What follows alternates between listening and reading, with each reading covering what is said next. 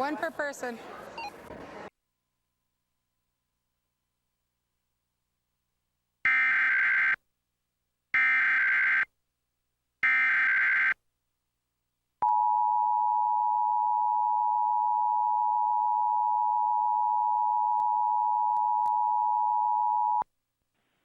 This is the Maryland Department of Emergency Management with the coordinated test of the emergency alert system.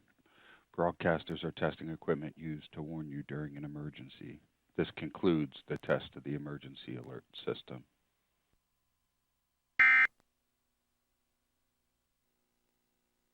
We just wanted to make sure that the Indigenous community could grieve and mourn and heal together in a safe space. Oh my God, I think this isn't a big enough venue now. Let's try and keep a hold, guys. Let's keep it moving. Let's keep it moving. We can't be blocking this. People need to be able to get in and out. This is a safety concern.